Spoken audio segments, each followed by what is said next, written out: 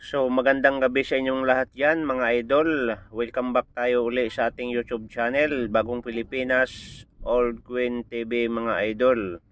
So ngayon mga idol, nais ko kayong anyayahan sa ating YouTube channel. Pa-subscribe, pa-like at pakipindot ang notification bell. Dahil mayroon naman tayong ipapakita sa inyo mga idol at isang pambihirang queens mga idol, no? Ang queens na to mga idol ay makikita po natin mga idol 1965 United Kingdom, 2 shilling to mga idol. Ayan po, 2 shilling, no? So 1965, ayan mga idol, United Kingdom. And Queen Elizabeth mga idol, very rare, no? Itong queens na to mga idol.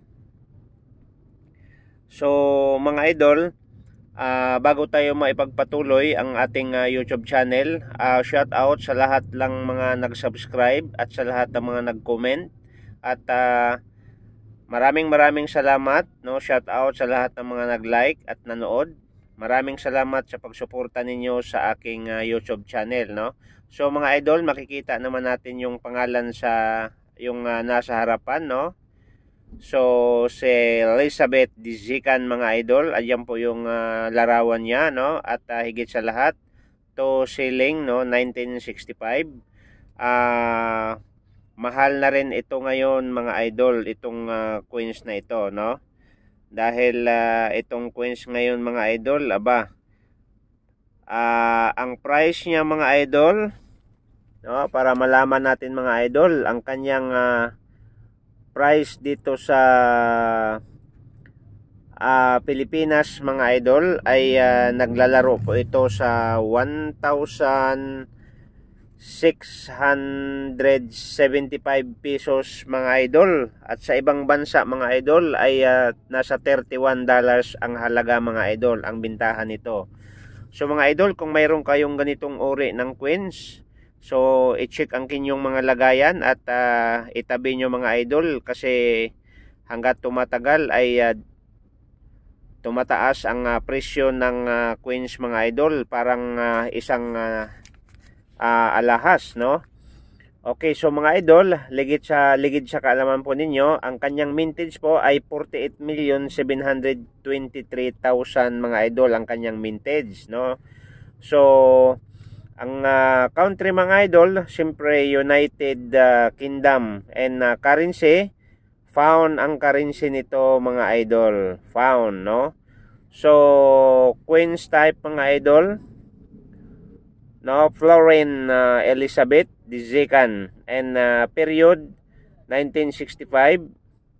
So face value mga idol, 2 shilling, and material copper nickels. Denomination mga idol, nawala sa circulation noong 1993 pa mga idol. At ang kanyang cc, no, kung gaano siya kalaki mga idol, 28.3 mm, at ang kanyang bigat mga idol ay 11.31 grams. Ayan mga idol, binigyan ko lang kayo mga idol ng ideya, no? Kung mayroon kayong ganitong uri ng queens mga idol sa United Kingdom, so mga idol, pakitabi na, no? Pakitago, kasi tataas ang kanyang presyo.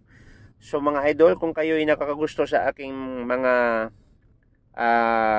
video, so please ulitin ko, don't forget to subscribe, paki-like, pakipindot ang notification bell mga idol, para lagi tayong updated sa susunod nating video.